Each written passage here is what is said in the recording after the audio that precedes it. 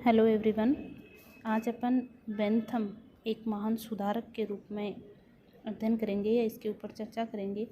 देखिए, बेंथम के समय जो तत्कालीन राजनीतिक परिस्थितियां थी उनके ऊपर बेंथम ने कई सारे जो बुराइयां या दोष जो प्रचलन में थे, चाहे वो शासन प्रणाली में सुधार से संबंधित हो, कानून निर्माण से संबंधित हो, या फिर न्याय व्यवस्था में कोई दोष प्रचलित हो, या उस समय की जो शिक्षा पद्धति थी उसमें यदि कोई दोष प्रचलन में थे, तो उनके संबंध में बेंथम ने अपने विचार प्रकट किए और उन दोषों को दूर करने के लिए कई सारे सुझाव दिए। तो इस प्रकार बेंथम को एक राजनीतिक दार्शनिक कम और एक सुधारवादी विचारक के रूप में ज़्यादा जाना जाता है। एक तरीके से वह एक विधि सुधारक था। उस समय की जो ब्रिटेन की न्याय व्यवस्था थी या कानून व्यवस्था थी, जिसमें ब्लैक स्टोन की जो टीकाएँ प्रचलन में थी, उनका उसने विरोध किया और विरोध के स्वरूप उसने कौन कौन से विचार प्रकट किए उनका अध्ययन अपन आज करने जा रहे हैं। सबसे पहले अपन देखते हैं शासन प्रणाली में सुधार। कौन सी शासन व्यवस्था होनी चाहिए और कौन सी शासन व्यवस्था नागरिकों के लिए उपयुक्त हो सकती है। देखिए, बेंथम के जो राजनीतिक विचार है या सुधारवादी विचार है, उनका आधार उनका जो उपयोगितावादी सिद्धांत था वही है कि वही कार्य या राज्य के चाहे कार्य हो, व्यक्तियों के कार्य हो, वही कार्य उपयोगी होंगे जो अधिकतम व्यक्तियों के अधिकतम सुख को क्या देते हैं, बढ़ावा देते हैं। सबसे पहले अपन देखें शासन प्रणाली में सुधार, तो बेंथम ने जो गणतंत्रात्मक शासन प्रणाली है, जनतंत्रात्मक प्रतिनिधि लोकतंत्र का समर्थन किया। राजतंत्र का वो इसलिए विरोध करता है, हालांकि अनुभवी और गुणी व्यक्तियों का शासन होने के बावजूद वो मानता है कि राजा का जो हित है वो यहाँ सर्वोपरि हो जाता है और वो अधिकतम व्यक्तियों का अधिकतम सुख है वो नहीं कर सकता। इसलिए जनतंत्रात्मक जो शासन व्यवस्था है, प्रतिनिधि लोकतंत्र जो है, वही इस उपयोगितावादी सिद्धांत के आधार पर कार्य कर सकती है। अब सबसे पहले अपन देखते हैं कि जनतंत्र की सफलता के लिए कौन कौन सी व्यवस्थाएं होनी चाहिए। इसके ऊपर बेंथम ने अपने क्या विचार प्रकट किए। सबसे पहले वो सार्वभौमिक वैश्य मताधिकार का समर्थन करता है। बेंथम अपन मान सकते हैं कि ये पहला विचारक है जिसने सार्वभौमिक पुरुष जो मताधिकार है उसका पुरजोर समर्थन किया है। उस समय ब्रिटेन में सब लोगों को मताधिकार प्राप्त नहीं था। जो कुलीन वर्ग के लोग थे या पढ़े लिखे लोग थे, वही लोग वोट दे सकते थे। तो बेंथम ने हालांकि एक शर्त ये रखी थी कि मताधिकार का प्रयोग करने वाला जो व्यक्ति है वो थोड़ा पढ़ा लिखा साक्षर होना चाहिए, लेकिन फिर भी पुरुषों को सबको एक समान मताधिकार प्राप्त होने चाहिए। उसके अलावा बेंथम ने ब्रिटेन की जो कॉमन सभा थी उसके भी वार्षिक चुनाव आयोजित करने पर जोर दिया। बेंथम का ये भी मानना था कि जो व्यवस्थापिका है उस समय ब्रिटेन की जो संसद है या कोई भी संसद है वो एक सदनीय व्यवस्थापिका होनी चाहिए, ताकि जो भी कानून बनाए जाए या विधेयक बनाए जाए उनमें टाइम भी कम लगे और जनता के लिए वो आवश्यक रूप से उपलब्ध हो सके। संसद के जो सत्र थे उनके बारे में बेंथम का ये मानना था कि ये अल्पकालीन होने चाहिए, ज़्यादा लंबे नहीं चले, ताकि सदस्यों को अधिक से अधिक जो समय है वो अपने निर्वाचन क्षेत्रों में और मतदाताओं के साथ संपर्क स्थापित करने में उनको सुविधा हो सके और उसके लिए उन्हें समय मिल सके। क्योंकि बेंथम का मानना था कि एक बार निर्वाचन होने के बाद सांसद अपने निर्वाचन क्षेत्र से संपर्क तोड़ लेते हैं और एक तरीके से वो जनता का प्रतिनिधित्व नहीं करके अपने स्वार्थों का प्रतिनिधित्व करने लग जाते हैं। इसलिए बेंथम ने संसद के जो सत्र है वो अल्पकालीन होने का सुझाव दिया। उसके बाद वो कहता है कि मतदान जो है वो गुप्त होना चाहिए। वो इसलिए क्योंकि कोई भी व्यक्ति जो मतदाता है वो अपना स्वतंत्रतापूर्वक मत का प्रयोग करने से डरते हैं, क्योंकि उस समय जो ब्रिटेन में थी हाथ उठाकर खुले मतदान की व्यवस्था प्रचलन में थी। तो इसलिए जो मतदान है वो गुप्त होना चाहिए ताकि व्यक्ति है वो स्वतंत्रतापूर्वक अपने मत का प्रयोग कर सके। ब्रिटेन की संसद का जो दूसरा सदन है लॉर्ड्स सभा, इसको भी भंग करने का सुझाव बेंथम ने दिया। वह लॉर्ड्स सभा का सदस्य समर्थक नहीं था। उसका ये मानना था कि ये अंग्रेजी संविधान की एक धनिक वर्ग या जो निरंकुश राजतंत्र होता है उसका प्रतिनिधित्व करने वाली संस्था है। तो इसलिए लॉर्ड्स सभा को भंग कर दिया जाना चाहिए, क्योंकि वैसे भी लॉर्ड्स सभा को ज़्यादा शक्तियाँ प्राप्त नहीं है। दूसरा अपन देखते हैं कानून व्यवस्था में सुधार। बेंथम का ये मानना था कि उस समय ब्रिटेन में जो कानून व्यवस्था प्रचलित थी वो दुर्बल और गरीब लोगों के लिए उपयुक्त नहीं थी। इसलिए यहाँ की जो विधि व्यवस्था थी उसमें क्या होना चाहिए, सुधार होना चाहिए। और ये अपने विचार जो है बेंथम ने उनकी जो पुस्तक है principle of moral and legislation में व्यक्त किए। एक तरीके से ये जो उनकी पुस्तक थी ये विधि निर्माण और विधि सुधार के लिए एक लोगों के लिए एक आदर्श बन गई थी। बेंथम देखिए मानता था कि कानून निर्माण का उद्देश्य क्या होना चाहिए। 4 वो प्रमुख उद्देश्य बताता है। एक तो आजीविका यानी जीवन निर्वाह, पर्याप्तता प्रचुरता हो लोगों के पास में, और समानता और सुरक्षा। बेंथम का ये मानना था कि यदि विधियों का पालन कराना है तो ये आवश्यक है कि विधि को जनता का समर्थन प्राप्त हो। वो तभी करेगी जब आपकी जो विधि है वो जनता के इन 4 उद्देश्यों की पूर्ति करती है। वो उनके जीवन निर्वाह के लिए आवश्यक है, वो उनको प्रचुरता प्रदान करे, वो उनके लिए समान हो, समानता प्रदान करे, और साथ ही क्या करे, सुरक्षा प्रदान करे। यहाँ बेंथम ये भी कहता है कि बलपूर्वक यदि आप कानून मनवाते हैं या सार्वजनिक कानूनों का पालन करवाते हैं तो वो अंतोगत्वा एक तरीके से असंतोष उत्पन्न होगा और वो क्रांति भी हो सकती है। इसलिए जनता को कानूनों का पालन करने के लिए पहले जो कानून है वो जनता तक स्पष्ट रूप से समझाए जाने चाहिए। उस समय जो ब्रिटेन में तत्कालीन विधियां थी या कानून थी वो बहुत ही अस्त व्यस्त अवस्था में थे। तो बेंथम का ये मानना था कि इनका भी क्या करना चाहिए, संहिताकरण किया जाना चाहिए। उनको एक जगह इकट्ठा करके उनकी एक नियमावली जो है वो बना देनी चाहिए। आगे अपन देखते हैं न्याय व्यवस्था में सुधार। बेंथम ने तत्कालीन जो इंग्लैंड की न्याय व्यवस्था थी उसकी भी आलोचना की, और वो उनका मानना ये था कि वहाँ की जो न्याय व्यवस्था है वो अत्यंत ही जटिल और अनिश्चित है।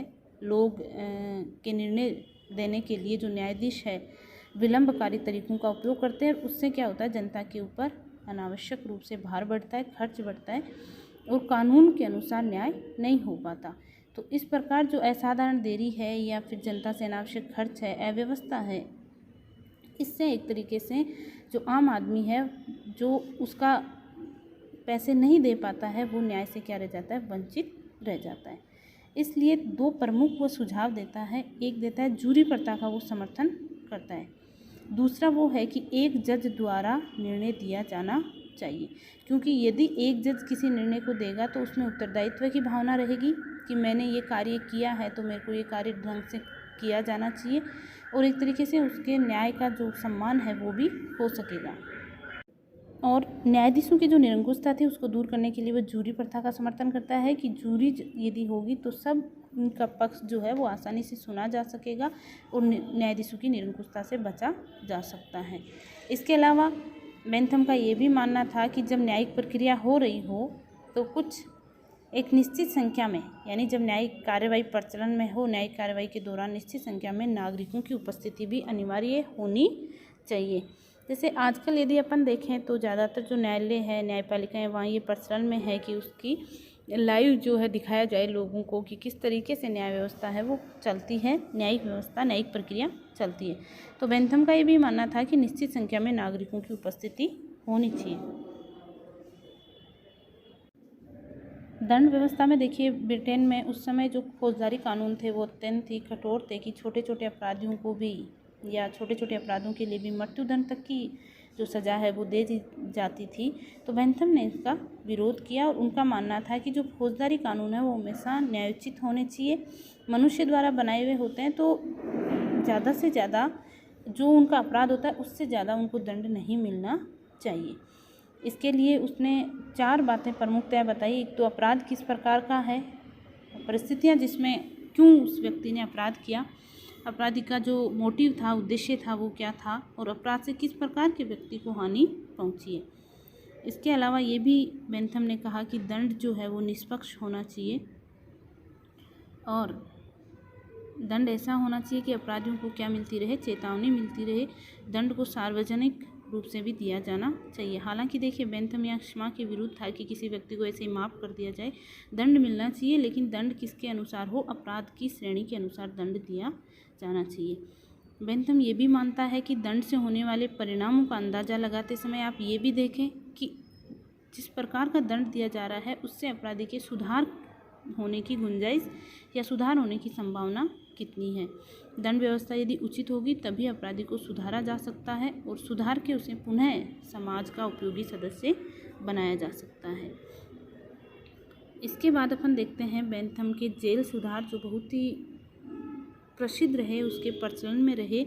उनका ये मानना था कि अपराधियों के जो पुनर्वास के लिए कारावास में किस प्रकार से उनको रखा जाए, किस प्रकार की वहाँ जेल में उनके लिए सुविधाएं होनी चाहिए।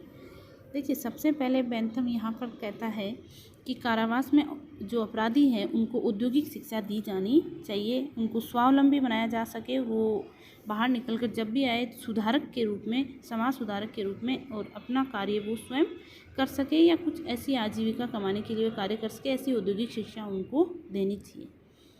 यहाँ बेंथम एक योजना प्रस्तुत करता है कि अपराधियों का जो दैनिक जीवन है उनको व्यवस्थित करने के लिए उसने एक योजना बनाई थी और उसको वो नाम देता है पैनोप्टिन।